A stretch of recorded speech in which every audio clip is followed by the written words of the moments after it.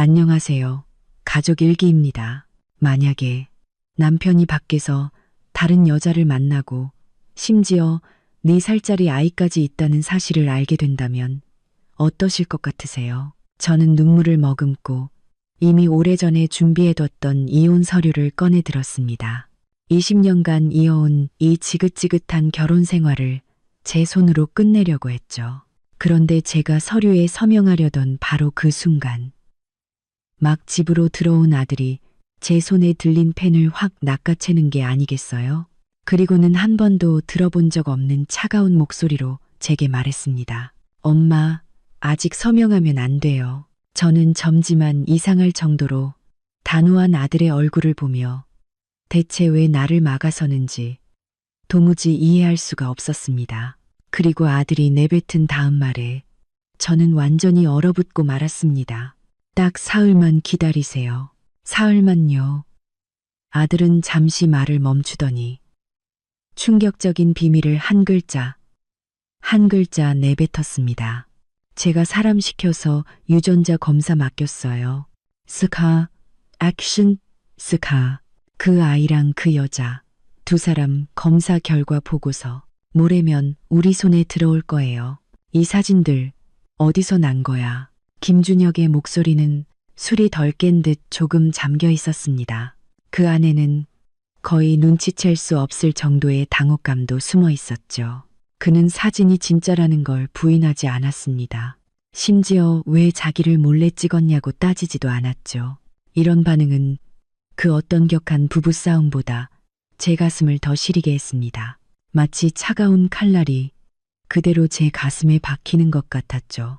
저는 거실에 놓인 값비싼 가죽 소파에 앉아 허리를 꼿꼿이 폈습니다. 이 소파는 작년 결혼기념일에 남편 김준혁이 굳이 사자고 했던 물건이었습니다. 이런 가구라야 우리 국성건설 회장님 사모님한테 어울린다면서요. 지금 생각하니 그 말이 참 기가 막히네요. 저는 남편의 질문에 대답하는 대신 조용히 휴대폰 화면을 남편 쪽으로 돌렸습니다. 휴대폰 불빛이 그의 얼굴을 비췄습니다. 한때 그토록 사랑했던 얼굴이었는데 지금은 낯설기만 합니다. 사진은 놀이공원 회전 목마를 배경으로 아주 선명하게 찍혀 있었습니다. 김준혁은 제가 한 번도 본 적 없는 회색 캐주얼 재킷을 입고 어린 남자아이를 조심스럽게 안은 채 아이의 이마에 입을 맞추고 있었습니다. 그 옆에 서 있는 조유나, 남편 회사 행정비서라는 그 젊은 여자는 두 사람을 올려다보며 얼굴에 꿀바른 독약 같은 달콤한 미소를 띠고 있었죠. 이름은 준이고 올해 4살이야. 김준혁은 휴대폰에서 시선을 떼 제 얼굴을 바라봤습니다. 그의 눈빛은 복잡했습니다. 죄책감과 피로감이 뒤섞여 있었지만 제가 예상했던 당황한 기색은 전혀 없었죠. 그는 마치 남의 얘기를 하듯 담담한 어조로 말했습니다. 언제부터였어? 제 목소리는 아주 작았지만 쇠처럼 단단했습니다. 궁전처럼 취한 이 거실 안에서 그 소리가 계속 울려 퍼졌습니다. 5년 됐어. 그가 말했습니다. 5년. 손톱이 손바닥을 날카롭게 파고드는 고통의 정신이 번쩍 들었습니다. 5년 전, 그때 나는 뭘 하고 있었지? 아, 생각났습니다. 그때 김준혁의 회사가 한강 리버뷰 프로젝트라는 큰 공사를 막단해서 자금 사정이 굉장히 어려웠습니다. 제가 부모님께 물려받은 옛집을 팔아 10억 원을 마련해 남편의 급한 불을 꺼줬죠. 바로 그 해에 저는 10수년간 일했던 회계법인 파트너 자리를 내려놓고 전업주부가 되었습니다. 저는 남편에게 말했죠. 준혁 씨, 이제 당신 사업도 점점 커지는데 집안일은 나한테 맡겨요. 당신이 걱정 없이 일에만 전념할 수 있도록. 그때 남편이 뭐라고 대답했더라. 저를 껴안고 목이 맨 목소리로 말했었죠. 혜민아, 내가 당신한테 진 빚은 다음 생애에도 다 못 갚을 거야. 그런데 알고 보니 남편은 제가 집 한 돈으로 밖에서 다른 가정을 꾸리고 있었던 겁니다. 왜? 저는 결국 이 진부하고도 잔인한 질문을 던졌습니다. 혜민아, 정말 미안해. 인포미나. 김준혁은 제 앞으로 다가와 손을 잡으려 했지만 저는 차갑게 피했습니다. 그는 한숨을 쉬며 카페 뒤에 주저앉아 저를 올려다봤습니다. 그때 회사 스트레스가 너무 심했어. 매일같이 머리가 터질 것 같았거든. 유나는 착하고 순수한 애야. 그 친구랑 같이 있으면 마음이 편안했어. 편안했다. 참 가벼운 두 글자네요. 그 말 한마디로 우리가 20년간 함께 겪은 모든 비바람을 아무것도 아닌 것처럼 만들어 버리다니. 나보다 젊고 예쁘고 아들까지 낳아주니까. 그렇지. 제 목소리에는 분노 대신 무감각에 가까운 평온함만 남았습니다. 저는 눈앞에 이 남자를 보며 낯설어서 두려울 지경이었습니다. 어느 겨울밤 따끈한 만둣국 한 그릇 사주겠다며 도시의 절반을 헤매던 그 젊은이는 긴 시간 속에 이미 사라져 버린 지 오래였습니다. 김준혁의 목을대가 움직였습니다. 제 말을 인정한 셈이죠. 그는 사실 앞에서 어떤 변명도 소용없다는 것을 알고 있었습니다. 혜민아, 재산 문제에 있어서는 절대 당신을 서운하게 하지 않을게. 회사 지분 30%랑 이 집, 그리고 서초동에 있는 빌라까지 전부 당신한테 줄게. 나는 그냥 국성건설 경영권만 유지하면 돼. 그는 이혼 조건까지 이미 다 생각해 놨더군요. 너무나 치밀하고 냉정하게. 저는 갑자기 웃음이 터져 나왔습니다. 웃음소리는 점점 커져서 나중에는 눈물까지 흘러나왔습니다. 저는 자리에서 일어나 서재로 들어갔습니다. 그리고 서랍에서 변호사를 통해 미리 준비해둔 이혼 합의서를 꺼냈죠. 사실 제가 사진을 받은 건 이미 사흘 전이었습니다. 그 사흘 동안 저는 소리치며 싸우는 대신 조용히 모든 세부 사항을 처리했습니다. 저는 한때 최고의 회계 감사관이었습니다. 냉정과 이성은 이미 제 뼛속 깊이 새겨져 있었죠. 저는 합의서를 김준혁 앞에 탁자 위로 던졌습니다. 날카로운 소리가 울렸습니다. 서명해. 저는 이 세 글자만 말했습니다. 목소리는 얼음장처럼 차가웠습니다. 김준혁은 합의서를 집어들고 거기 적힌 명확한 조항들을 보며 눈에 놀란 빛을 띄었습니다. 그리고 그 놀라움은 곧 안도감으로 바뀌었죠. 그는 제 성격을 잘 압니다. 제가 이를 질질 끄는 사람이 아니라는 것을요. 그는 펜을 들고 합의서에 서명하려 했습니다. 아빠, 엄마. 그때 현관에서 맑은 목소리가 들려왔습니다. 민준이가 돌아온 겁니다. 아들은 단순한 흰색 티셔츠에 청바지 차림. 어깨에는 백팩을 메고 있었습니다. 먼 길을 온 듯한 모습이었죠. 민준이는 S대 건축학과 수재입니다. 이번 주말에는 지도 교수님과 프로젝트가 있어서 집에 안 온다고 했었는데 아들은 탁자 위에 이혼 합의서를 보았습니다. 그리고 아버지의 손에 들린 펜, 제 얼굴에 채 마르지 않은 눈물 자국을 보았죠. 그 순간 모든 것을 이해한 듯 했습니다. 김준혁의 손이 멈췄습니다. 민준아, 네가 어떻게... 저는 아들에게 이런 초라한 모습을 보이고 싶지 않아 고개를 돌렸습니다. 하지만 민준이는 제 앞으로 똑바로 걸어와 제 손에서 펜을 조용히 가져갔습니다. 아들의 손은 아주 단단했고 젊은이 특유의 건조하고 따뜻한 온기가 느껴졌습니다. 엄마, 아직 서명하면 안 돼요. 저는 고개를 확 돌려 이해할 수 없다는 듯 아들을 쳐다봤습니다. 저는 아들이 화를 내거나 따지거나 보통 아이들처럼 엄마가 겪은 억울함에 분노할 줄 알았습니다. 하지만 아니었습니다. 아들의 눈빛은 깊은 연못처럼 고요했고 그 안에는 당황한 제 얼굴이 비치고 있었습니다. 왜? 제 목소리가 떨렸습니다. 설마 아들까지 아빠 편을 드는 걸까? 민준이는 아버지를 쳐다보지 않았습니다. 시선은 계속 제 얼굴에 고정되어 있었죠.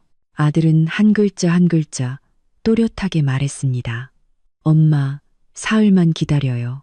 제가 전문기관에 의뢰해서 조윤아라는 여자와 준이라는 아이의 유전자 검사를 맡겼어요. 모레 오후 사시면 결과가 나와요. 안챙도 방그.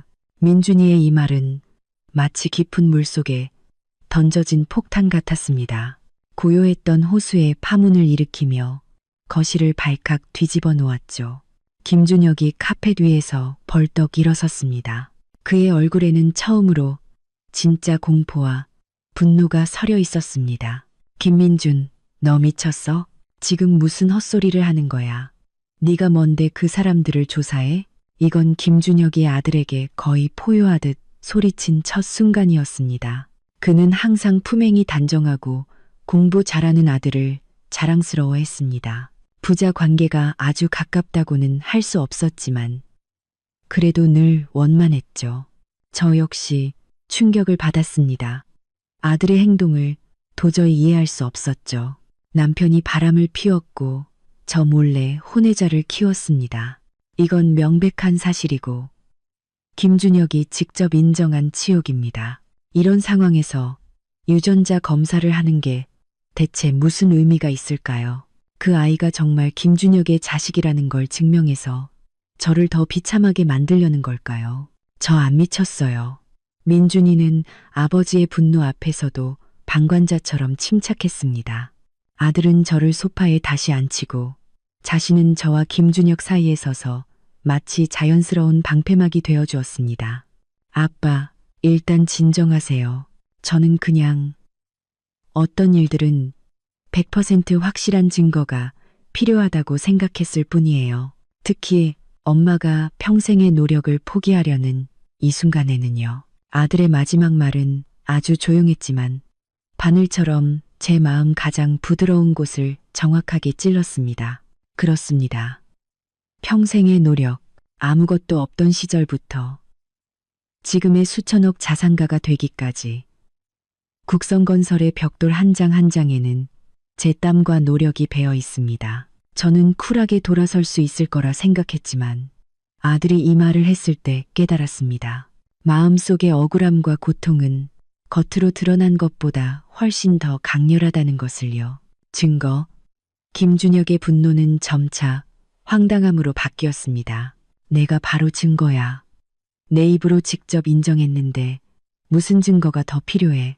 김민준, 너 도대체 뭘 하려는 거야? 날 모욕하려는 거냐? 아니면 이미 피 흘리는 네 엄마 상처에 소금을 뿌리려는 거냐? 아빠, 전 누구도 모욕할 생각이 없어요. 민준이는 아버지의 눈을 똑바로 쳐다봤습니다. 전 단지 진실을 추구할 뿐이에요. 어떤 의문도 남지 않는 완전한 진실을요. 아들은 잠시 말을 멈추더니 어조가 더욱 날카로워졌습니다. 아빠는 5년 동안 그 여자한테 수십억 원의 현금과 집을 줬어요. 매년 그 여자와 아이에게 쓰는 돈이 2억 원이 넘고요. 그 돈, 회사 돈이에요. 아니면 우리 집 돈이에요. 회사 돈이라면 업무상 횡령에 해당하고 우리 집 돈이라면 혼인 중 재산 불법 이전이에요. 인솔자, 어느 쪽이든 재산을 나눌 때 엄마는 아빠에게 배상을 요구할 권리가 있어요. 하지만 이 모든 것의 전제는 그 아이가 아빠 친자식이라는 거죠. 만약 아니라면요. 민준이의 말은 논리정연했고 나이를 뛰어넘는 냉철함과 날카로움을 담고 있었습니다. 분노의 찬아들이 아니라 마치 전문 변호사나 회계사가 복잡한 사건을 분석하는 것 같았죠. 저는 충격받은 채 아들을 바라봤습니다. 아들이 똑똑한 건 알았지만 이 정도로 성장했을 줄은 몰랐습니다. 아들이 뱉은 말 한마디가 모두 핵심을 찔렀습니다. 저는 그저 이 굴욕적인 관계를 빨리 끝내고 도망칠 생각만 했지. 이런 각도에서 문제를 생각해 본 적이 없었습니다. 김준혁은 아들의 질문에 아무 말도 못했습니다. 그는 민준이를 보며 완전히 낯설다는 눈빛을 보냈습니다. 마치 처음 보는 아들인 것처럼요. 그는 입을 열어 무언가 말하려 했지만 한마디도 할 수 없었습니다. 넌 이걸 어떻게 안 거야? 김준혁의 목소리는 메마르고 거칠었습니다. 그가 조윤아에게 돈과 집을 준 사실은 아주 은밀하게 처리해서 회사의 재무이사조차 잘 모를 일이었습니다. 사람들 모르게 할 수 있는 일은 없죠. 자기가 안 하는 것 말곤요. 민준이의 대답은 간단하고 차가웠습니다. 아빠, 지금은 제가 어떻게 알았는지를 따질 때가 아니에요. 지금 문제는 아빠가 이 사흘간의 결과를 기다릴 용기가 있냐는 거예요. 내가 왜 못 기다려? 김준혁은 자존심에 상처 입은 사자처럼 소리쳤습니다. 준이는 내 아들이야. 그건 누구보다 내가 잘 알아. 그럼 됐어요. 민준이는 고개를 끄덕이고는 더 이상 아버지를 쳐다보지 않았습니다. 그리고 제게 돌아서서 부드럽게 말했죠. 엄마, 사흘만요. 괜찮죠? 사흘 뒤에 결과가 어떻게 나오든 전 엄마의 모든 결정을 지지할게요. 이혼하고 싶으시면 제가 최고의 변호사를 찾아드릴게요. 우리가 받아야 할 목, 한 푼도 빠짐없이 다 받아낼 거예요. 만약 다른 선택을 하셔도 전 존중할게요. 하지만 이 사흘은 저를 위해서라도 기다려주세요. 저는 아들의 맑고 단호한 눈을 바라봤습니다. 그 안에는 동정이나 연민이 아닌 저를 안심시키는 힘이 있었습니다. 사흘 내내 혼란스러웠던 제 마음이 이 순간 기적처럼 잠시 쉴 수 있는 항구를 찾은 것 같았습니다. 아들이 무슨 생각을 하는지, 사흘 뒤에 무엇이 기다리고 있을지 알 수 없었습니다. 하지만 더 이상 아들을 실망시킬 수는 없다는 것을 알았습니다. 저는 천천히 고개를 끄덕였습니다. 목이 잠긴 목소리로 말했습니다. 그래, 엄마가 사흘 기다릴게. 제 약속을 받아낸 후에야 민준이의 긴장됐던 어깨가 조금 풀렸습니다. 아들은 그 이혼 합의서를 집어들고 김준혁 앞에서 반으로 찢어버렸습니다. 합의서는 다시 쓰면 돼요. 아들은 아버지를 보며 말했습니다. 눈빛은 파도 하나 없는 바다처럼 평온했습니다. 하지만 최종 결과가 나오기 전까지 이 집은 깨질 수 없어요. 그날 밤 김준혁은 손님 방으로 쫓겨났습니다. 저는 우리가 20년간 함께 잤던 안방의 큰 침대에 누워 처음으로 이 침대가 텅 비어 불안하다고 느꼈습니다. 저는 밤새 한숨도 자지 못했습니다. 머릿속에는 아들의 그 냉정한 눈빛과 유전자 검사라는 충격적인 말이 계속 맴돌았습니다. 왜 그 검사를 하려고 했을까? 대체 뭘 알아낸 걸까? 기다림은 이 세상에서 가장 긴 고문이었습니다. 첫째 날, 시간은 마치 포르말린에 담긴 것처럼 느리고 끈적하게 흘러갔습니다. 밤을 새운 저는 동이 트자마자 일어났습니다. 습관처럼 아침 식사를 준비하러 부엌으로 가다가 문 앞에서야 이 집에는 더 이상 예전의 온기가 없다는 사실을 깨달았습니다. 손님 방에 있는 김준혁도 아마 밤새 잠을 설쳤을 겁니다. 민준이는 어젯밤 늦게 잠들었고 오늘은 주말이라 깨우고 싶지 않았습니다. 저는 따뜻한 물 한 잔을 따라 아무도 없는 식당에 앉았습니다. 거대한 통유리창으로 햇살이 쏟아져 들어와 바닥에 밝은 빛을 드리웠지만 저는 온몸이 춥기만 했습니다. 20년의 결혼 생활이 빨리 감기하는 영화처럼 제 머릿속을 스쳐 지나갔습니다. 신혼 초, 우리는 겨우 4평짜리 단칸방에서 살았습니다. 겨울에는 난방도 되지 않아 김준혁은 제 발을 자기 품에 안고 따뜻하게 해주며 말했죠. 나중에 내가 돈 많이 벌면 벽난로 있는 큰 집 사줄게. 사업 초기 계약 하나를 따내기 위해 김준혁이 거래처 사람들과 술을 마시다 위출혈로 병원에 실려갔던 일이 생각났습니다. 저는 병상 옆을 지키며 그의 창백한 얼굴을 보고 마음이 아파 눈물만 흘렸습니다. 그가 깨어난 후에는 오히려 웃으며 말했죠. 괜찮아, 계약 다 냈어. 이제 우리 아들 최고의 학교 보낼 수 있겠다. 엔고리징. 민준이가 태어난 날 김준혁이 작디 작은 아기를 안고 어쩔 줄 몰라 하며 감격의 겨워 같은 말만 반복했던 것도 생각났습니다. 혜민아, 고마워. 나한테 가정을 만들어줘서 정말 고마워. 한때 저를 따뜻하고 행복하게 했던 그 기억들이 이제는 날카로운 유리 조각이 되어 숨 쉴 때마다 제 몸속을 헤집어 놓았습니다. 저는 이해할 수 없었습니다. 한때 당신의 발을 자기 품에 안아주던 남자가 어떻게 어느 날 자기가 번 돈으로 다른 여자를 따뜻하게 해줄 수 있는지, 한때 당신에게 평생을 약속했던 남자가 어떻게 다른 여자와 아이를 5년 동안이나 결혼 생활 뒤에 숨겨둘 수 있는지 생각이 통하지 않았습니다. 생각할수록 마음만 더 복잡해졌죠. 숨막힐 듯한 억울함과 분노가 다시 저를 덮쳤습니다.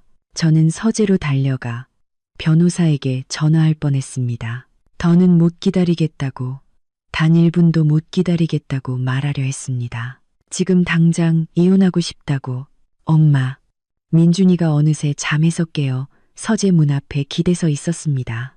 손에는 우유 한 잔을 들고 있었죠. 뭐 좀 드세요. 어젯밤부터 아무것도 안 드셨잖아요. 그의 목소리는 아주 평온했습니다. 마치 맑은 샘물처럼 제 마음속에서 타오르던 불길을 꺼뜨렸죠. 저는 고개를 돌려 아들의 젊고 침착한 얼굴을 보았습니다. 마음속의 불안이 서서히 가라앉았습니다. 저는 우유를 건네받았지만 마시지는 않았습니다. 그저 낮은 목소리로 물었죠. 민준아, 엄마한테 솔직하게 말해줘. 너 도대체 뭘 하려는 거야? 왜 그 검사를 한 거니? 민준이는 제 맞은편 의자를 끌어당겨 앉았습니다. 직접 대답하는 대신 제게 물었죠. 엄마, 아빠 회사가 요즘 동서울 스타타워 프로젝트 수주 때문에 경쟁하고 있죠. 동서울 스타타워는 시에서 지난 10년간 진행한 가장 큰 랜드마크 복합 건축 프로젝트였습니다. 최고급 오피스 빌딩, 명품 쇼핑센터, 문화예술관이 포함된 총투자액이 2조 원이 넘는 사업이었죠. 누가 이 프로젝트를 따내느냐에 따라 이 도시 건축업계의 선두주자가 결정될 것이었습니다. 국성건설은 이 프로젝트를 위해 거의 2년을 준비했고, 김준혁은 이것을 자기 사업의 정점을 찍을 전투로 여겼습니다. 저는 고개를 끄덕였습니다. 그래, 그 프로젝트 때문에 거의 전 재산을 걸었지. 주요 경쟁 상대는 홍익그룹이고요. 맞죠? 민준이가 다시 물었습니다. 맞아. 홍익그룹 최강우 회장이랑 내 아빠는 몇 년째 싸우고 있어. 저는 이런 사업계의 일들을 손바닥 보듯 꿰고 있었습니다. 그럼 그렇죠. 민준이의 눈빛이 깊어졌습니다. 엄마, 혹시 생각해 보셨어요? 왜 이 일이 하필 이 중요한 시점에 터졌을까요? 저는 순간 멈칫했습니다. 제가 그 익명의 문자 메시지를 받은 것은 사흘 전이었습니다. 동서울 스타타타워 프로젝트 조직위원회의 최종 심사는 바로 다음 주였습니다. 국성건설과 홍익그룹은 최종 후보로 오른 두 회사였죠. 이 시점에 국성건설 회장인 김준혁이 외도와 혼외자 스캔들에 휩싸인다면 회사의 이미지와 신용에 치명적인 타격이 될 것이었습니다. 특히 이런 시주도 중점 프로젝트는 협력사 대표의 개인적인 도덕성을 매우 중요하게 봅니다. 내 말은 이게 최강호가 꾸민 짓이라는 거니? 제 심장이 쿵 내려앉았습니다. 저도 사업계에서 구른 경험이 있었기에 즉시 아들의 말뜻을 알아차렸습니다. 100% 확신할 순 없지만 시점이 너무 절묘해요. 민준이는 식탁을 손가락으로 가볍게 두드렸습니다.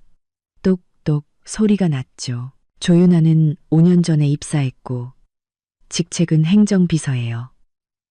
핵심 업무에는 거의 접근할 수 없는 자리죠. 아빠가 정신이 나가긴 했지만 사업에 있어서는 절대 허술한 분이 아니에요. 애인을 회사 핵심 업무에 끼어들게 할 리가 없어요. 그럼 조윤아는 뭘 노린 걸까요? 돈, 아빠가 준 것만으로도 충분히 많아요. 만약 그냥 엄마 자리를 뺏고 싶었다면 진작에 난리를 쳤겠죠. 5년 동안 조용히 숨어 있다가 이 가장 중요한 순간에 엄마가 익명의 사진 한 장을 받게 하진 않았을 거예요. 엄마, 안 그래요? 이건 마치 미리 묻어둔 지뢰를 가장 치명적인 순간에 터뜨리는 것 같지 않으세요? 저는 아들의 치밀한 분석에 놀라 한마디도 할 수 없었습니다. 저는 계속 배신당했다는 고통에 잠겨 이 일을 그저 저속한 외도, 중년 남자가 자신을 주체하지 못해 버린 추문으로만 여겼습니다. 그 배후에 이렇게 악독한 사업적 음모가 숨어 있을 거라고는 상상도 못했습니다. 만약 민준이의 추측이 사실이라면 김준혁은 단순히 가정을 배신한 남편일 뿐만 아니라 경쟁 상대에게 노란한 어리석은 바보가 되는 겁니다. 하지만 걔가 자기 입으로 그 아이가 자기 아들이라고 인정했잖아. 제 목소리가 조금 메말랐습니다. 직접 인정했다고 해서 그게 사실인 건 아니에요. 안 돼, 그 모루. 민준이의 눈빛이 날카로워졌습니다. 어쩌면 아빠 자신도 속고 있는 걸지도 몰라요. 남자는 자식, 특히 아들이 생겼다는 걸 알게 되면, 특히 사업 스트레스가 극심할 때는 기본적인 판단력을 잃기 쉬우니까요. 엄마, 예전에 회계감사 하셨잖아요. 더 잘 아시겠지만 어떤 장부든 엄격한 검토를 거치기 전까지는 추정일 뿐 사실이 아니에요. 회계감사라는 단어가 번개처럼 제 혼란스러운 생각들을 갈라놓았습니다. 맞습니다. 저는 박혜민입니다. 한때 수많은 회사 재무이사들을 벌벌 떨게 했던 철의 여인 박혜민. 제가 가장 잘하는 것은 완벽해 보이는 데이터 더미 속에서 치명적인 논리적 허점을 찾아내는 것이었습니다. 하지만 제 결혼 생활에서는 이렇게 처참하게 패배했습니다. 가장 기본적인 의심과 확인조차 포기한 채로요. 그 사람들 샘플은 어떻게 구했니? 저는 마침내 핵심 질문을 던졌습니다. 민준이의 표정이 조금 부자연스러워졌습니다. 그는 제 시선을 피하며 낮은 목소리로 말했습니다. 사람 시켜서 며칠 동안 조윤아를 따라다녔어요. 지난주에 그 여자가 아이를 데리고 놀이공원에 갔는데 그때 제 사람이 아이가 먹다 남긴 사탕 막대를 주었어요. 아빠건 서재 재떨이에서 담배꽁초 몇 개를 가져왔고요. 제 가슴이 아프게 조여왔습니다.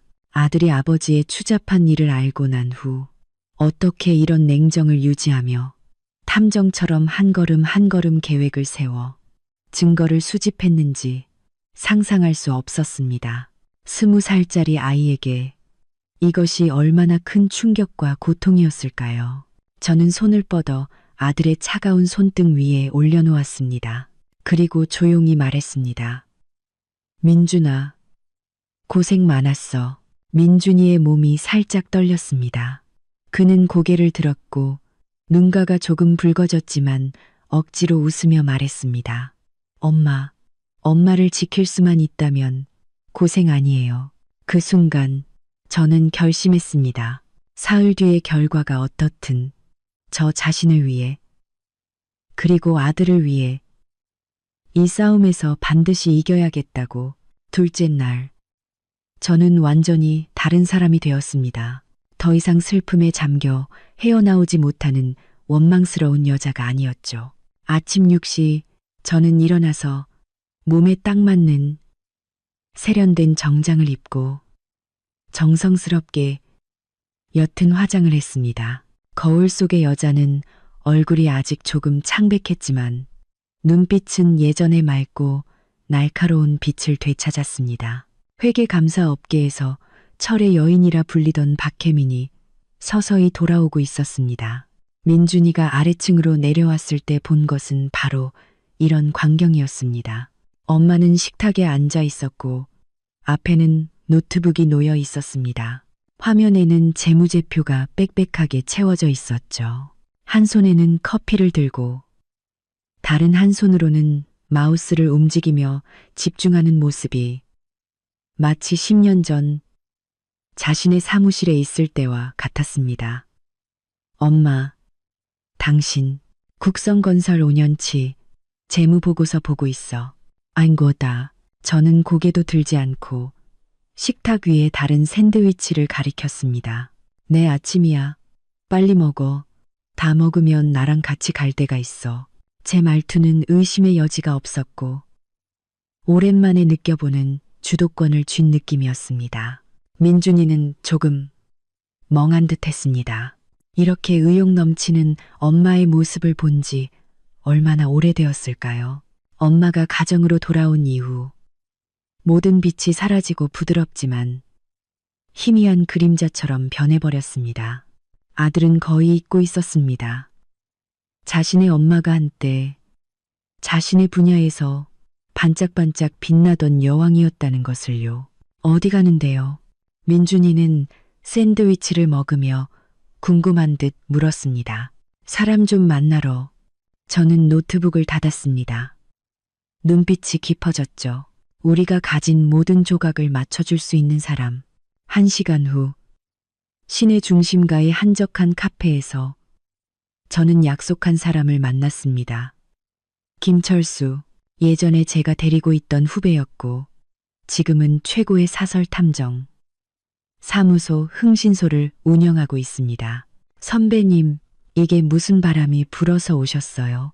김철수는 저를 보고 놀라면서도 기뻐하는 기색이었습니다. 몇 년 동안 연락도 없으셨잖아요. 일 없으면 안 오지. 저는 단도직입적으로 말하며 사진 한 장을 김철수 앞으로 밀었습니다.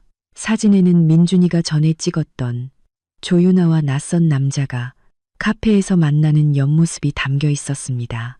남자는 키가 크고 야구 모자와 마스크를 써서 얼굴 전체는 보이지 않았지만 분위기가 아주 약삭발라 보였습니다. 이 남자가 누군지 알아봐줘. 제 목소리는 냉정하고 단호했습니다. 그리고 조윤아. 5년 전 국성건설에 입사한 때부터 모든 사회관계, 자금 거래 내역, 그리고 이 남자와 접촉한 모든 기록을 원해. 어떤 방법을 쓰든 상관없어. 사흘 안에 가장 상세한 보고서를 받아야겠어. 이즈사 어마리또니. 김철수는 제 진지한 표정을 보고 사진을 다시 한번 쳐다보더니 사태의 심각성을 즉시 깨달았습니다. 그는 미소를 거두고 정중하게 고개를 끄덕였습니다. 선배님, 걱정 마세요. 사흘 안에 결과 가져다 드리겠습니다.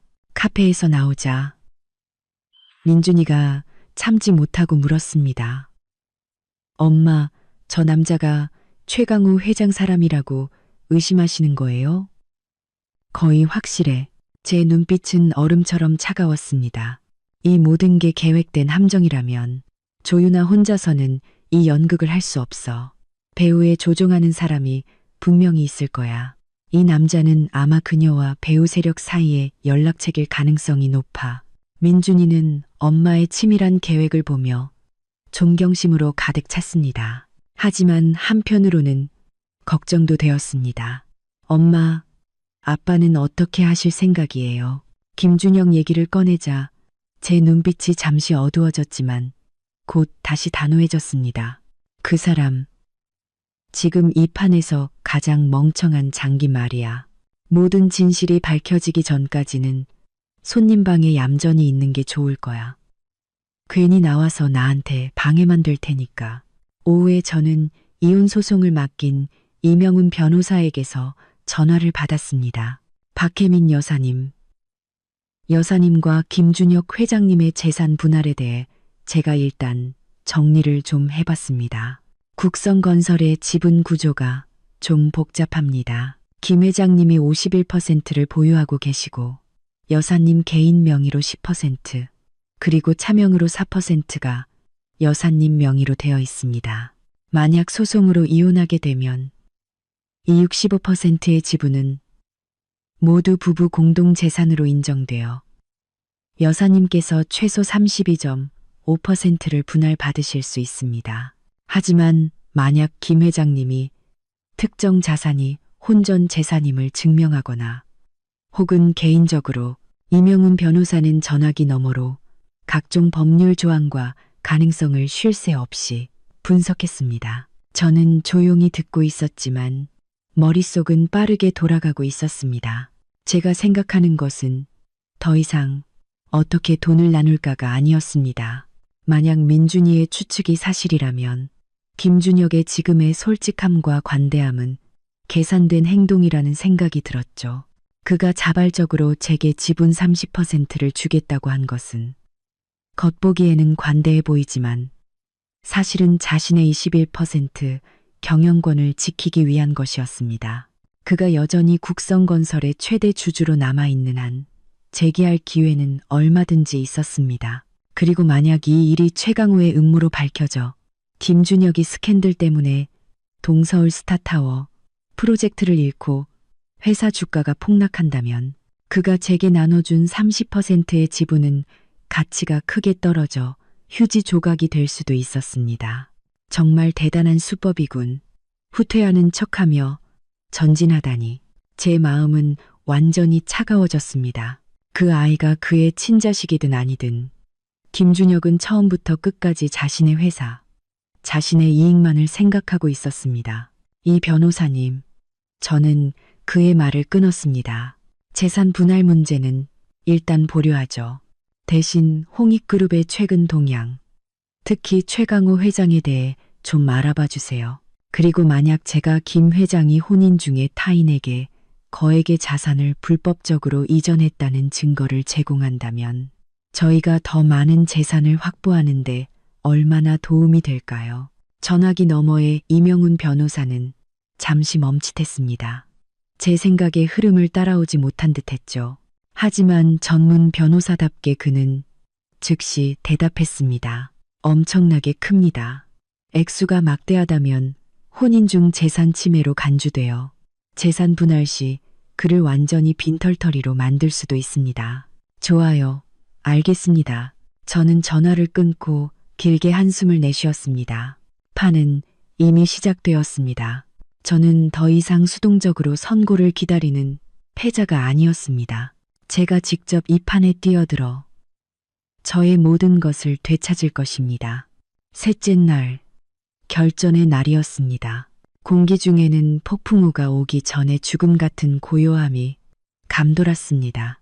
저는 하루 종일 마음이 불안했습니다.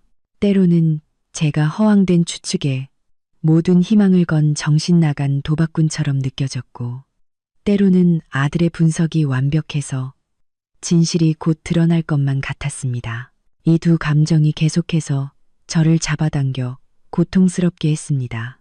김준혁도 아마 이 비정상적인 분위기를 느꼈을 겁니다.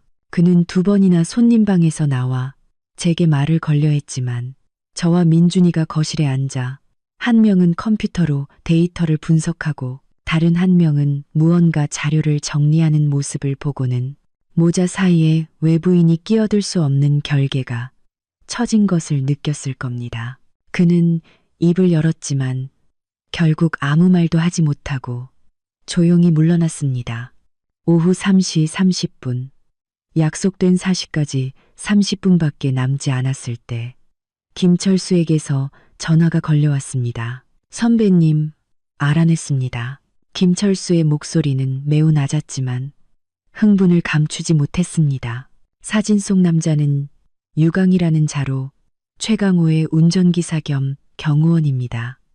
8년 동안 그를 따랐고 절대적인 신복이죠. 세이토시 류르. 근데 조윤아의 5년간 은행 거래 내역을 조사했는데 매달 500만 원씩 익명의 송금을 받은 사실을 발견했습니다.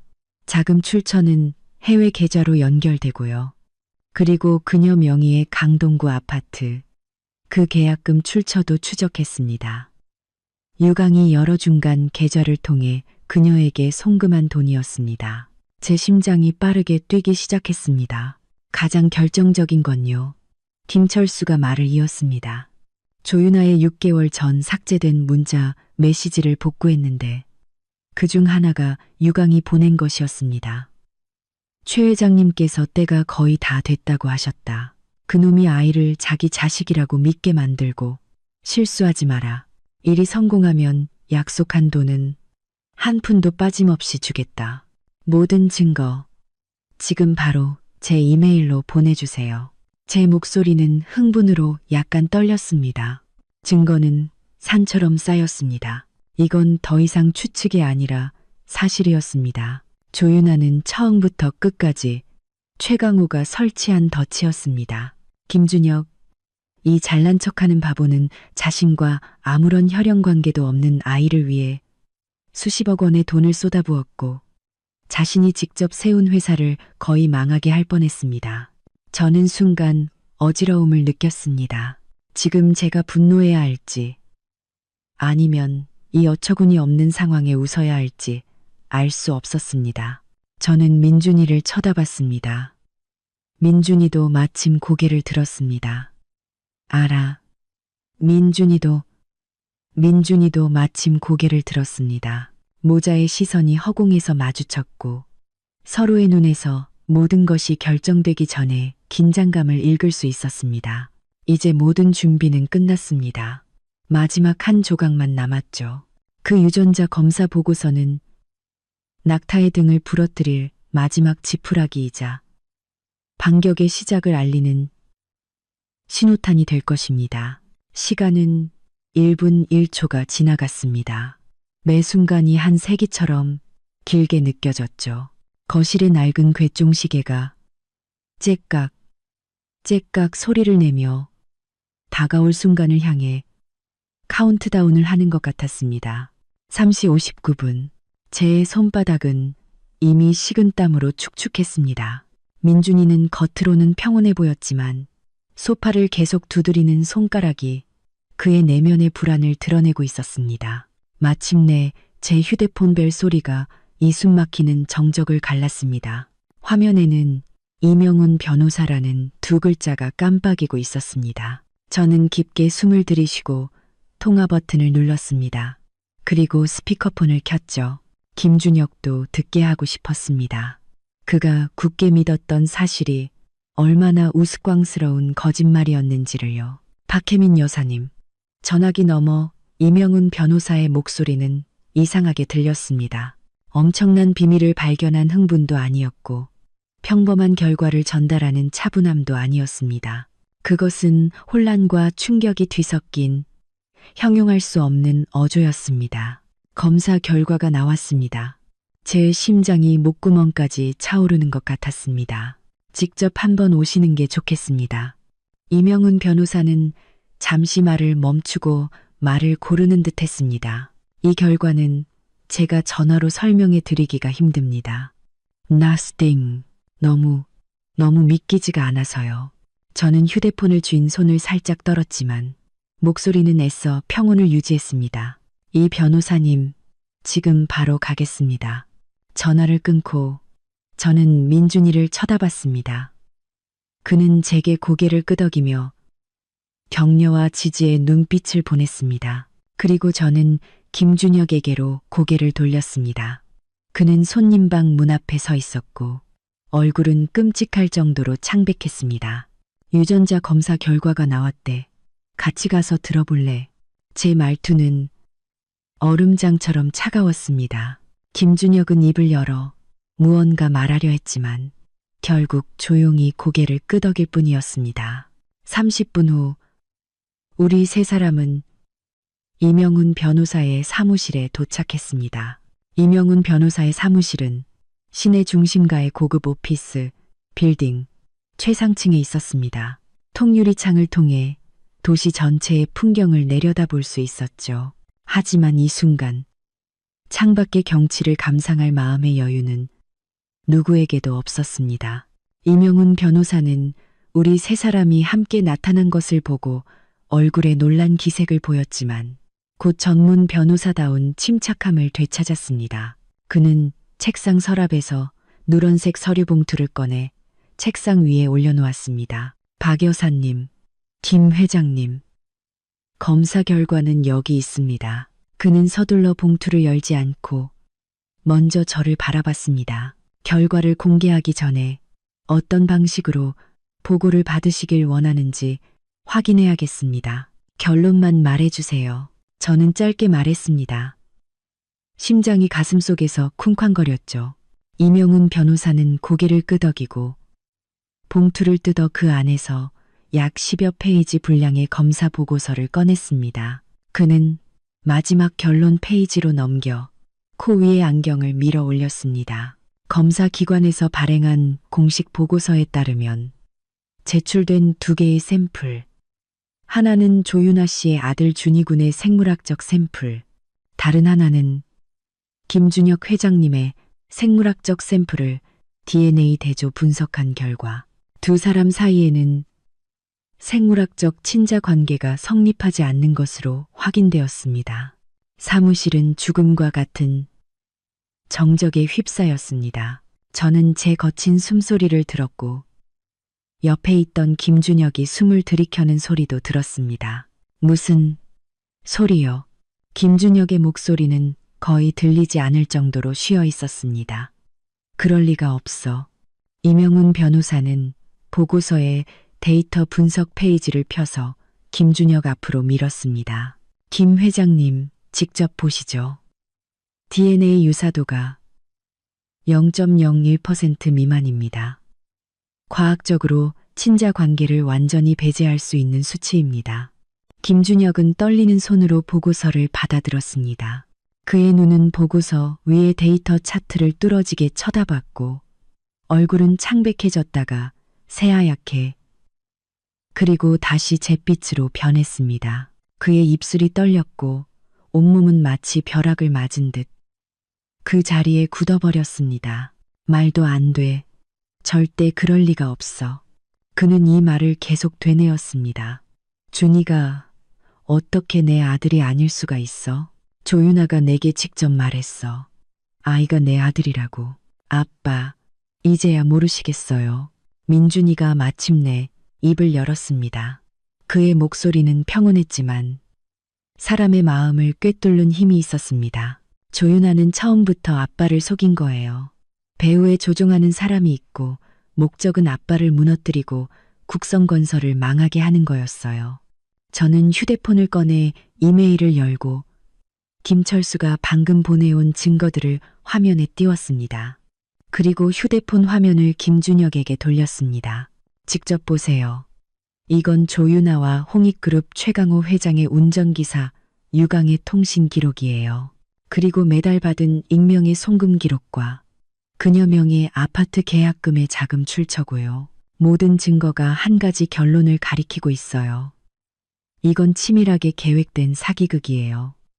김준혁은 제 휴대폰 화면에 뜬 증거, 스크린샷들을 멍하니 쳐다봤습니다. 그의 눈은 점점 커졌고 동공에는 믿을 수 없다는 표정이 가득했습니다. 그는 은행 거래 내역, 문자 메시지 스크린샷, 이체 증명서들을 넘겨보았습니다. 그의 손가락이 떨렸고 온몸은 순식간에 10년은 늙어버린 것 같았습니다. 5년, 꼬박 5년 동안 그의 목소리는 마치 꿈결 같았습니다. 내가 그 여자한테 그렇게 많은 돈을 주고 집을 사주고 차를 사주고 매달 생활비까지 줬는데 난 그 아이가 내 아들이라고 믿었어. 그는 갑자기 고개를 들어 저를 보았습니다. 눈은 붉은 핏줄로 가득 차 있었습니다. 혜민아, 난 몰랐어. 정말 몰랐다고. 이제 알았네. 제 목소리는 여전히 얼음장 같았습니다. 당신은 우리 결혼을 배신했을 뿐만 아니라 5년 동안 남들한테 원숭이처럼 놀아난 멍청이였어. 김준혁, 정말 나를 놀라게 하는군. 김준혁은 이 말에 완전히 무너진 듯 했습니다. 그는 의자에 털썩 주저앉아 두 손으로 얼굴을 가렸습니다. 그의 어깨가 미세하게 떨렸습니다. 분노 때문인지 아니면 수치심 때문인지 알 수 없었죠. 사무실은 한동안 조용했고 김준혁의 거친 숨소리만 들렸습니다. 이명훈 변호사가 목을 가다듬고 침묵을 깼습니다. 그럼 박 여사님, 김 회장님, 이제 어떻게 하실 생각이십니까? 이혼 합의에 관해서는 이혼 합의 당연히 해야죠. 저는 단호하게 말했습니다. 하지만 이전과는 다른 방식으로 저는 이명훈 변호사를 향해 제 가방에서 다른 서류를 꺼냈습니다. 이건 제가 새로 작성한 이혼 합의서입니다. 다가 옹구 김준혁 씨가 혼인 중 제3자에게 부부 공동재산을 불법적으로 이전한 행위를 근거로 저는 국성건설 지분 60%와 현재 우리가 사는 집, 서초동 빌라, 그리고 김준혁 씨 명의의 모든 예금 및 투자 상품의 분할을 요구합니다. 김준혁이 벌떡 고개를 들었습니다. 충격받은 눈으로 저를 쳐다봤죠. 60%? 그건 내가 국성의 경영권을 잃게 된다는 뜻이잖아. 그래서 뭐, 저는 차갑게 웃었습니다. 이건 원래 우리 부부가 함께 일궈낸 재산이야. 그리고 잊지 마. 당신이 조윤아한테 넘긴 그 돈, 그 부동산, 전부 우리 부부 공동 재산이었어. 나는 그걸 되찾을 권리가 있고, 당신에게 배상을 요구할 권리도 있어. 이명훈 변호사는 제가 건넨 새로운 합의서를 받아 빠르게 훑어보았습니다. 법적으로 볼 때 박 여사님의 요구는 전적으로 합리적입니다. 김 회장님께서 혼인 중 제3자에게 거액의 재산을 이전한 행위는 재산 분할 시 매우 불리하게 작용할 겁니다. 만약 소송까지 가게 된다면 판사님은 박 여사님의 요구를 지지할 가능성이 매우 높습니다. 김준혁의 얼굴은 극도로 굳어졌습니다. 그는 저를 보고 다시 민준이를 보고 마지막으로 시선은 그 유전자 검사 보고서에 머물렀습니다. 그는 눈을 감고 깊게 숨을 들이쉬었습니다. 다시 눈을 떴을 때 그의 눈에는 피로와 체념만이 남아 있었습니다. 서명할게. 그는 이를 악물고 두 글자를 내뱉었습니다. 목소리는 사포로 나무를 가는 것처럼 거칠었죠. 이명훈 변호사는 즉시 새로운 합의서를 그의 앞에 놓고 펜을 건넸습니다. 김준혁은 펜을 쥔 손을 떨었지만 결국 합의서 마지막 페이지에 자신의 이름을 적었습니다. 서명을 마친 그는 마치 모든 기운이 빠져나간 듯 의자에 주저앉았습니다. 저는 그를 쳐다보지 않고 이명훈 변호사에게 말했습니다. 이 변호사님, 이제부터 후속 법적 절차를 부탁드립니다. 그리고 조윤아의 사기 혐의 사건에 대해서도 경찰에 신고하는 것을 도와주세요. It's 스테마. 사기. 김준혁이 벌떡 고개를 들었습니다. 당연하지. 저는 차갑게 말했습니다. 그 여자는 허위 친자 관계를 내세워 5년 동안 당신에게서 수십억 원의 재물을 갈취했어. 이건 명백한 사기죄야. 게다가 배우의 홍익그룹이 있다는 건 이건 상업 스파이 사건일 가능성도 높아. 김준혁의 입술이 움직였지만 결국 아무 말도 하지 못했습니다. 그는 이제야 깨달았을 겁니다. 자신이 가정을 잃고 재산을 잃었을 뿐만 아니라 자신의 어리석음 때문에 회사 전체를 위기에 빠뜨릴 수도 있다는 것을요. 변호사 사무실에서 나왔을 때는 이미 저녁 무렵이었습니다. 도시의 네온사인이 하나둘 켜지고 거리의 차량들은 빛의 강을 이루었습니다.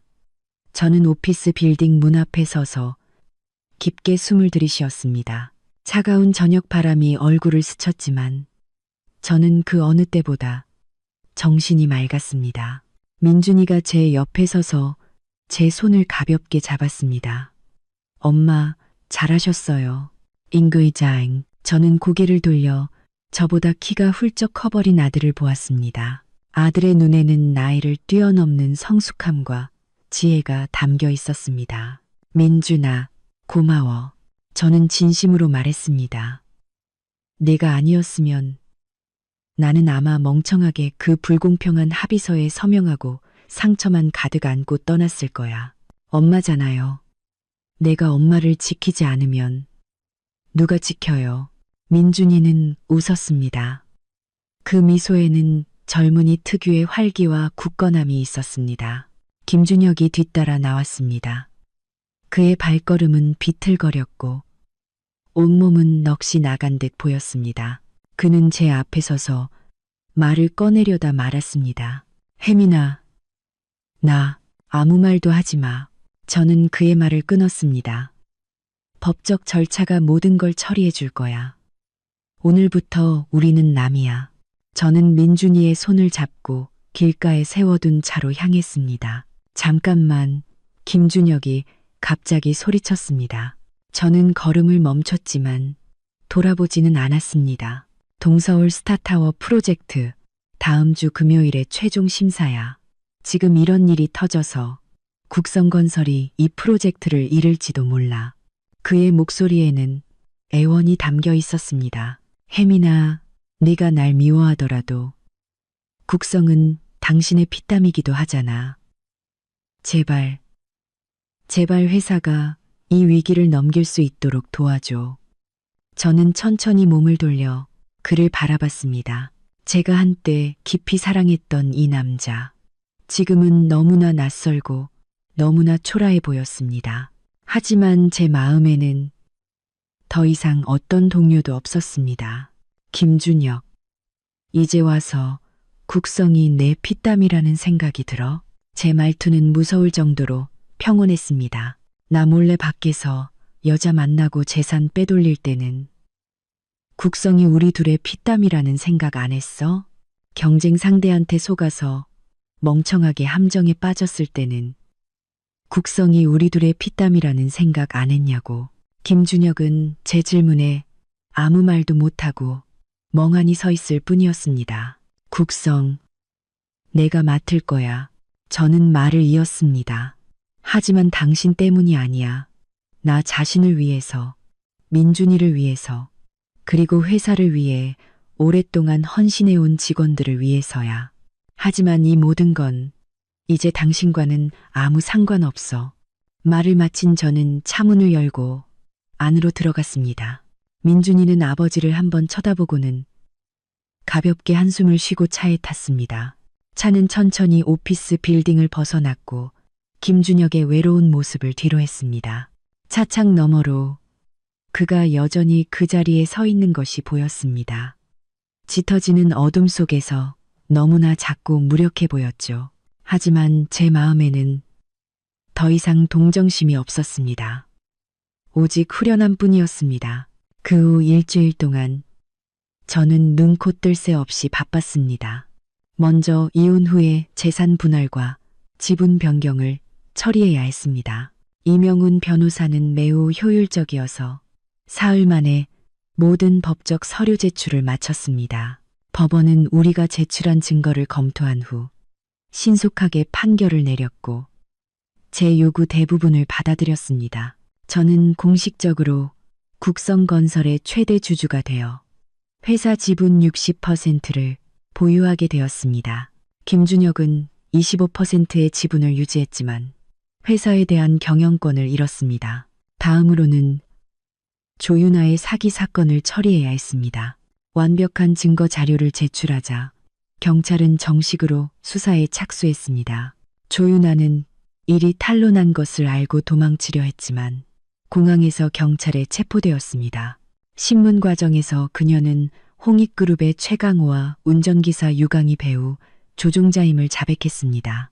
경찰은 이를 단서로 홍익그룹에 대한 조사를 시작했습니다. 가장 중요한 것은 동서울 스타타워 프로젝트 입찰이었습니다. 프로젝트 심사 이틀 전, 저는 국성건설의 신임 회장 자격으로 프로젝트 심사위원회의 주요 책임자들을 만났습니다. 저는 그들에게 최근 회사에 있었던 일들을 솔직하게 설명하고 경찰이 조윤아 사기 사건을 수사 중이라는 증명 서류를 제출했습니다. 저는 국성건설이 이 상업적 음모의 피해자이지 잘못을 저지른 쪽이 아니라고 강조했습니다. 동시에 국성건설이 이 프로젝트를 위해 얼마나 철저히 준비했는지 보여주었습니다. 상세한 설계안, 완벽한 시공 계획, 그리고 전문적인 팀 구성까지요. 심사위원회 책임자들은 각 회사의 실력과 제안서를 객관적이고 공정하게 평가할 것이며 개인적인 문제로 회사 전체 평가에 영향을 주지는 않을 것이라고 말했습니다. 회의실에서 나오자 민준이가 문 앞에서 저를 기다리고 있었습니다. 엄마, 어떠셨어요? 할 수 있는 건 다 했어. 이제 결과를 기다리는 수밖에. 저는 관자놀이를 문질렀습니다. 며칠 동안 계속 밤을 새웠더니 정말 피곤했죠. 엄마, 드릴 말씀이 있어요. 민준이의 표정이 조금 진지해졌습니다. 무슨 일인데? 저 학교 그만두고 회사 와서 엄마 돕고 싶어요. 민준이는 진지하게 말했습니다. 지금 회사가 가장 어려운 시기잖아요. 엄마 혼자 너무 힘드실 거예요. 학교에서 건축을 전공하고 있으니 도움이 될 수 있을 거예요. 저는 아들을 보며 마음속에 따뜻한 기운이 솟아나는 것을 느꼈습니다. 하지만 이것이 최선의 선택이 아니라는 것을 알았죠. 민준아, 내 마음은 엄마가 잘 알아. 하지만 지금 내게 가장 중요한 임무는 학업을 마치는 거야. 엄마는 아직 버틸 수 있어. 그리고 회사에는 나를 도와줄 오래된 직원들도 많아. 하지만은 없어. 저는 그의 말을 끊었습니다. 네가 정말로 졸업하고 학업을 마치고 돌아왔을 때, 그때는 엄마가 너의 도움이 정말 많이 필요할 거야. 하지만 지금은 열심히 공부하고 자신을 채우는 게 네가 할 일이야. 민준이는 제 단호한 눈빛을 보고 마침내 고개를 끄덕였습니다. 알았어요. 엄마 말씀대로 할게요. 하지만 너무 무리하지 마세요. 건강 잘 챙기시고요. 그래. 엄마가 약속할게. 저는 웃으며 아들의 머리를 쓰다듬었습니다. 비록 저보다 키가 훌쩍 컸지만 제 눈에는 영원히 보호가 필요한 아이였습니다. 동서울 스타타워 프로젝트 심사 당일, 저는 일찍 회의장에 도착했습니다. 이것은 시에서 지난 10년간 가장 큰 프로젝트였기에 심사 현장에는 각 언론사 기자들과 업계의 수많은 전문가들이 모여 있었습니다. 홍익그룹의 최강호도 온 것을 보았습니다. 그는 맞춤 정장을 입고 머리를 한 올도 흐트러짐 없이 빗어 넘긴 채 몇몇 심사위원들과 담소를 나누고 있었습니다. 제가 회의장으로 들어서는 것을 보고 그의 미소가 잠시 굳었지만 곧 평정을 되찾고는 먼저 다가와 인사를 건넸습니다. 박 회장님, 직접 오실 줄은 몰랐습니다. 국성건설에 최근에 좀 일이 있었다고 들었는데 걱정이 많았습니다. 이스타, 최강호의 말투는 매우 진심 어린 듯 했지만 눈빛에 담긴 계산적인 속내는 제 눈을 피할 수 없었습니다. 최 회장님, 걱정해 주셔서 감사합니다. 저는 담담하게 대답했습니다. 작은 소동이었지만 이미 해결되었습니다. 오히려 최 회장님께서 요즘 바쁘시겠네요. 경찰이 상업 사기 사건을 조사 중인데 홍익그룹 직원도 관련이 있다고 들었습니다만 최강호의 얼굴색이 살짝 변했지만 곧 억지 미소를 지었습니다. 전부 헛소문입니다. 헛소문. 우리 홍익은 항상 법을 준수하는데 어떻게 사기 사건 같은 것에 연루되겠습니까? 그럼 다행이네요. 저는 웃었습니다. 저도 최 회장님께서 그런 불법적인 일을 하실 분이 아니라고 믿습니다. 심사가 공식적으로 시작되었습니다. 각 회사 대표들이 차례로 무대에 올라 자신들의 설계안과 입찰 제안을 발표했습니다. 국성건설 차례가 되자 제가 직접 연단에 섰습니다. 객석에서는 수근거리는 소리가 들렸습니다. 저는 그들이 무슨 얘기를 하는지 알았습니다. 갓 이혼의 아픔을 겪고 회사가 스캔들에 휩싸인 여자가 이렇게 큰 프로젝트를 이끌 수 있을지에 대해 많은 사람들이 의문을 품고 있었죠. 저는 그런 수군거림에 신경 쓰지 않고 프로젝터를 켰습니다. 심사위원 여러분, 그리고 동료 여러분, 저는 국성건설의 신임 회장 박혜민입니다. 저희의 제안을 발표하기에 앞서 한 가지 먼저 말씀드리고 싶습니다. 국성건설은 최근 약간의 풍파를 겪었습니다. 하지만 이 풍파는 오히려 저희 회사의 정직함과 원칙을 증명하는 계기가 되었습니다. 저는 경찰의 수사 착수, 공문 사진을 화면에 띄웠습니다. 저희 회사의 전 회장인 김준혁 씨는 개인적인 사유로 인해 경쟁사의 악의적인 설계의 피해자가 되었습니다. 하지만 저희는 문제를 인지한 즉시 경찰에 신고하고 수사에 적극적으로 협조했습니다. 저희는 정직함이야말로 기업의 근본이라고 믿기 때문입니다. 객석은 조용해졌습니다. 모든 사람의 시선이 제게 집중되었습니다. 이제 국성건설이 동서울 스타타워 프로젝트를 위해 준비한 설계안을 보여드리겠습니다. 이어진 40분 동안 저는 국성건설의 설계 이념, 시공 방안, 환경 보호 대책 및 후기 운영 계획을 상세하게 설명했습니다.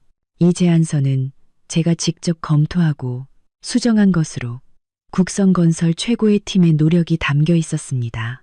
제 설명이 끝나자 객석에서는 뜨거운 박수갈채가 터져 나왔습니다. 몇몇 심사위원들이 고개를 끄덕이며 만족스러운 표정을 짓는 것을 보았습니다.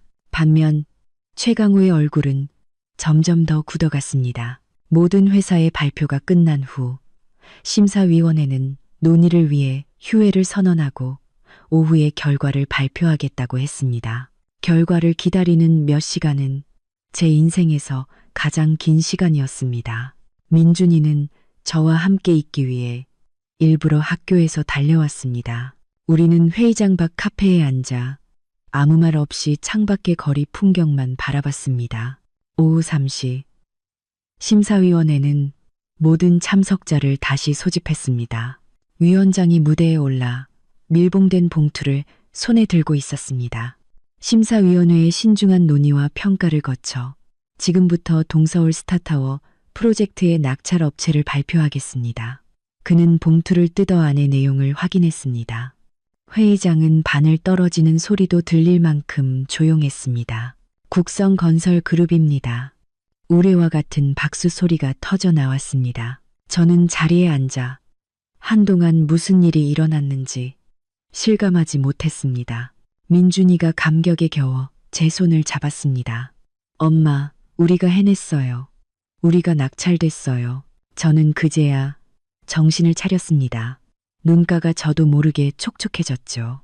저는 자리에서 일어나 사람들의 주목을 받으며 연단으로 향했습니다. 위원장으로부터 낙찰 통지서를 받는 순간 제 손은 미세하게 떨리고 있었습니다. 박 회장님, 축하합니다. 위원장은 제 손을 잡으며 말했습니다. 귀사의 제안서는 모든 입찰 업체 중에서 가장 훌륭했습니다. 우리는 국성건설이 동서울 스타타워를 우리 도시의 새로운 랜드마크로 건설할 능력이 있다고 믿습니다. 감사합니다. 믿음에 어긋나지 않도록 최선을 다하겠습니다. 저는 정중하게 말했습니다. 무대에서 내려올 때 최강호가 굳은 얼굴로 밖으로 나가는 것을 보았습니다. 그는 제 옆을 지나가며 저를 날카롭게 쳐다봤지만 아무 말도 하지 않았습니다. 저는 알았습니다. 이 싸움에서 제가 이겼다는 것을요. 동서울 스타타워 프로젝트를 낙찰받은 후 국성건설의 주가는 꾸준히 회복되기 시작했습니다. 언론들도 앞다투어 보도하며 국성건설이 위기 이후 신속하게 재정비하여 시장의 신뢰를 되찾았다고 칭찬했습니다. 저는 공식적으로 회사의 전반적인 경영을 맡게 되었고 아침부터 밤까지 바쁘게 일했습니다. 피곤했지만 보람이 있었습니다. 민준이는 학업을 계속하겠다고 약속했지만 주말마다 회사에 와서 간단한 업무들을 도와주었습니다. 미리 실무 경험을 쌓는 것이라고 말했죠. 이혼 후 세 번째 달 김준혁에게서 전화가 왔습니다. 회사 일에 대해 상의하고 싶다며 만나자고 했습니다. 우리는 회사 근처의 한 찻집에서 만났습니다. 김준혁은 지난번보다 더 초췌해 보였습니다. 눈 밑은 거뭇했고 머리도 조금 헝클어져 있었죠. 혜민아, 당신은 좋아 보이네. 그가 씁쓸하게 웃으며 말했습니다. 응, 괜찮아. 저는 고개를 끄덕였습니다. 회사도 이제 안정됐고 동서울 스타타워 프로젝트도 순조롭게 진행되고 있어. 들었어. 축하해. 김준혁의 말투는 진심이었습니다. 당신이 회사를 정말 잘 경영하더라. 내가 할 때보다 훨씬 나아. 저는 아무 말 없이 조용히 그를 바라봤습니다. 오늘 온 건 상의할 일이 있어서야. 김준혁은 말을 골랐습니다. 내가 가진 지분을 전부 당신한테 넘기고 국성건설에서 완전히 손을 떼려고 해. 저는 조금 놀랐습니다. 왜? 당신은 이제 회사의 2대 주주잖아. 매년 받는 배당금도 적지 않을 텐데. 알아. 김준혁은 고개를 숙여 찻잔을 바라봤습니다. 하지만 더 이상 국성에 머물 면목이 없어. 회사 이름만 봐도, 오랜 직원들 얼굴만 봐도 내가 저지른 멍청한 짓들이 떠올라. 이 도시를 떠나서 새로운 곳에서 다시 시작하고 싶어. 저는 잠시 침묵했습니다. 결심한 거야? 응, 결심했어. 김준혁은 고개를 들었습니다. 눈에는 결연한 의지가 담겨 있었죠. 이미 인수할 사람도 알아봤어. 시가보다 10% 낮은 가격이야. 당신이 원한다면 우선적으로 당신한테 넘길게. 저는 잠시 생각하다가 마침내 고개를 끄덕였습니다. 좋아. 내가 인수할게. 가격은 시가대로 하자. 할인해줄 필요 없어. 김준혁은 잠시 멈칫하더니 제 뜻을 알아차렸습니다. 저는 그의 죄책감도 보상도 필요 없었습니다. 모든 것을 시장의 규칙대로 처리하고 싶었을 뿐입니다. 고마워, 혜민아. 그가 조용히 말했습니다. 그리고 미안해. 너무 늦은 말이지만 그래도 꼭 해야겠어. 미안해. 다 지난 일이야. 저는 평온하게 말했습니다. 앞으로는 각자 잘 지내자. 지분양도 절차를 마친 후 김준혁은 정말로 이 도시를 떠났습니다. 저는 그가 어디로 갔는지 묻지도 다시 연락하지도 않았습니다. 어떤 사람, 어떤 일들은 지나가면 정말로 과거가 되는 법이니까요. 1년 후 동서울 스타타워 프로젝트가 성공적으로 완공되었습니다. 높이 300m에 달하는 이 랜드마크 건물은 도시의 새로운 풍경이 되었습니다. 완공식 날, 저는 건물 꼭대기에 서서 도시 전체를 내려다보았습니다. 바람이 제 머리카락을 날렸고 얼굴에 내리쬐는 햇살은 따뜻했습니다. 민준이가 제 옆에 서 있었습니다. 그는 이미 대학을 졸업하고 공식적으로 회사에 입사했죠. 엄마, 저기 보세요. 민준이가 멀리 있는 빈 땅을 가리켰습니다. 저기가 우리가 다음으로 개발할 프로젝트 부지예요. 저는 그가 가리키는 방향을 따라 보았습니다. 그 빈 땅은 도시의 신도시에 위치해 미래의 엄청난 발전 가능성을 품고 있었습니다. 계획서는 다 만들었니? 네, 만들었어요. 오늘 오후에 회의에서 논의할 거예요. 민준이는 웃으며 말했습니다. 저 이제 회사 프로젝트 총괄이에요. 엄마한테 책임져야죠. 저는 아들의 성숙하고 듬직한 모습을 보며 자랑스러움으로 가슴이 벅찼습니다. 지난 1년 동안 아들은 빠르게 성장하여 이제는 혼자서도 한 몫을 해내는 사람이 되었습니다. 휴대폰이 울렸습니다.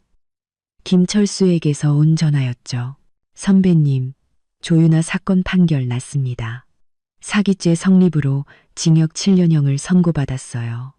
최강호와 유강도 상업 스파이죄와 사기죄로 형을 선고받았습니다. 그래, 알았어. 저는 평온하게 말했습니다. 고마워. 철수 씨. 전화를 끊고 저는 먼 곳을 바라봤습니다. 한때 저를 아프게 했던 사람들은 모두 마땅한 벌을 받았습니다. 그리고 저와 제 회사는 더 밝은 미래를 향해 나아가고 있었죠. 엄마, 무슨 생각하세요? 내 어릴 때 생각하고 있었어. 저는 웃었습니다. 그때는 키가 요만해서 맨날 내 뒷공무니만 졸졸 따라다녔는데 눈 깜짝할 사이에 이렇게 커서 엄마 회사 일까지 도와주네. 앞으로는 더 많이 도와드려야죠. 민준이는 진지하게 말했습니다. 국성건설을 대한민국 최고의 건설회사로 만들 거예요. 그래, 엄마는 네가 꼭 해낼 거라고 믿어. 우리는 어깨를 나란히 하고 서서 우리가 건설에 참여한 이 도시가 햇빛 아래 반짝이는 모습을 바라보았습니다. 인생은 건축과 같습니다. 때로는 비바람을 만나고 때로는 무너지기도 하죠. 하지만 기초가 튼튼하고 설계가 합리적이라면 폐허 위에서도 더 견고하고 아름다운 건물을 다시 세울 수 있습니다. 저의 삶, 저의 사업, 저의 인생은 계속되고 있습니다. 그리고 앞으로는 더 좋아질 겁니다. 저는 알고 있습니다. 진정한 강함이란 상처받지 않는 것이 아니라 상처받은 후에도 다시 일어서서 더 높이, 더 멀리 나아가는 것이라는 것을요.